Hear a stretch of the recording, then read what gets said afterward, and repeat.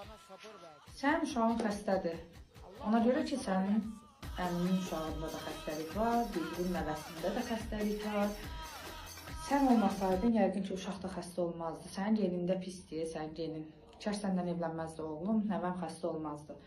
Yəqin ki, bunu bir çox atipik uşaqların valideynləri eşidib. Ən çox da autizm spektr pozuntusundan əziyyət çəkən, Down sindromlu uşaqlarda valideynlərinin əziyyət çəkdiyi problemlərdən biri. Ailə daxili təzyiq, baskı. Necə deyərlər, daha çox qaynanalar olsun, qaynata olsun, əmi, dayı, qohumların dediyi, pıs-pıs eləyib söhbət elədiyi mövzular ananı eşidərkən ya eşitdirib verdikləri, yaxud da ki, ümumiyyətlə ondan kənarda, onun üzünə qarşı açıq aydın ki, bizim genimiz təmizdir, amma səndən keçibdir xəstəlik.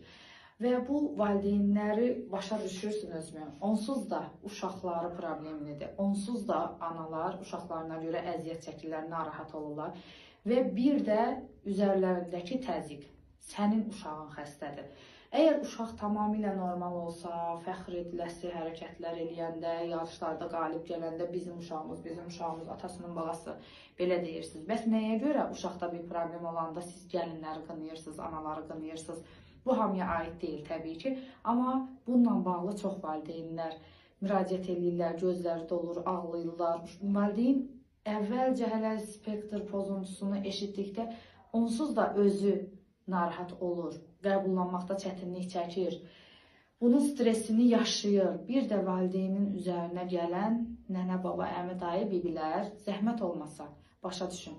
Autizm spektr pozuntusu, yaxud da Down sindromu, genetik xəstəliklər deyil.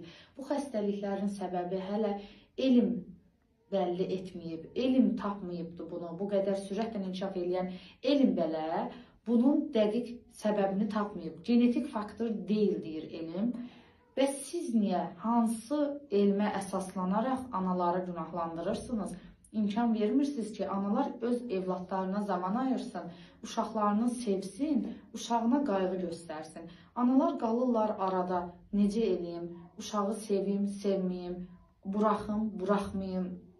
Hər kəsdən, hər şeydən əsəbləşən ana artıq aqressiyasını məcburən tökür uşağın üzərinə. Onsuz da uşaqlarda davranış problemləri olur, müəyyən, yəni çətindir bu uşaqlarla baş eləmək, uşaqları idarə eləmək, onlara uyğunlaşmaq, onların istəklərini anlamaq və bir də anaları beyni rahat deyil, sakit deyil ki, uşaqlarına qayğı göstərə bilsinlər. Xahiş edirəm, heç kəs özündən diaqnoz qoymasın.